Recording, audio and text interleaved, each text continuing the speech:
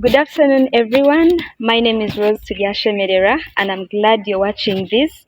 Hope for Life, in partnership with other organizations like Women Crusade for Development, Girls Pride Zambia, Women and Youth in Democracy, youth from different countries, Uganda, Kenya, and Zambia met and were having conversations on a number of things, and they learned a lot. So today, here with me, joining me is an amazing youth doing a lot of things in her country and also across East Africa, even here in Uganda.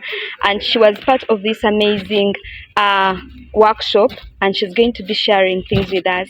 So I'm going to request you, I'm not even going to say your name to them.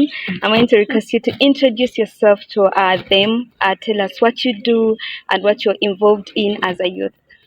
Okay, thank you. So my name is Miriam Shishatimba. I am with Girls Pride Zambia.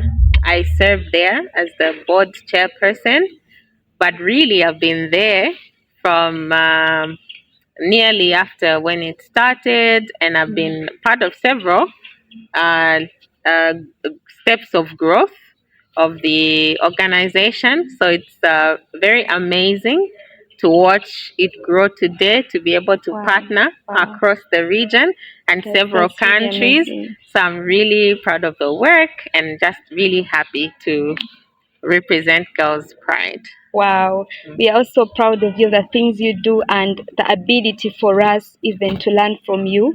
Not the fact that we are from Zambia, but even bringing your knowledge even to Uganda. So, our very first question is about what you've learned as a youth. Just pinpoint one thing that I learned. I think the biggest thing for me is the inspiration to rise to the occasion.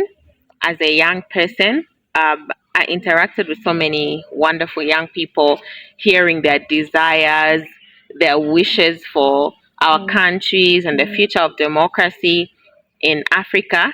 And I have to say that it's given me a new fire to ask myself some tough questions. Wow. How can I get involved back at home? Do I even know the leadership from my local councils and wards and districts?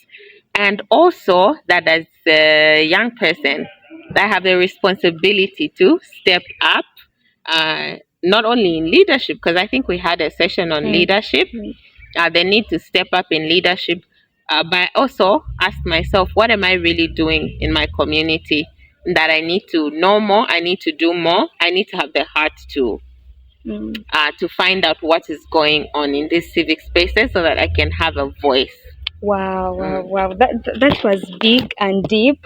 And I believe that we can borrow the same lessons that she was able to learn. Our last question is about how you will apply the knowledge and skills gained, because we see youth going for so many workshops over and over again, but they remain the same. They don't even create change where they are going. So I want you to point out certain things that you're going to do as an individual, because it all comes back to you as an individual. What you're going to do back home, either in Uganda or another country, not Uganda or Zambia, but what are you going to do with the knowledge and skills you've gained from here? Wow. When we talked about democracy, the democratic process in the digital space, and looked at even the portrayal of women in media or youth participation, I realized that I actually have a platform as a young person. My social media's accounts are my platforms, they're my voice. Sure. And I know we spoke about the responsible use of social media to advocate for youth inclusion, youth and women inclusion. So that's where I will start. Being from a journalistic background, I also have an opportunity to work in the newsroom. And I feel that those stories that are related to youth inclusion, democracy, and development, that I can do more to amplify those using the various platforms I have. But the other thing that caught my attention was educating the community. And I think there's no better place to start than with ourselves within our own community at Girls Pride Zambia and the communities we serve.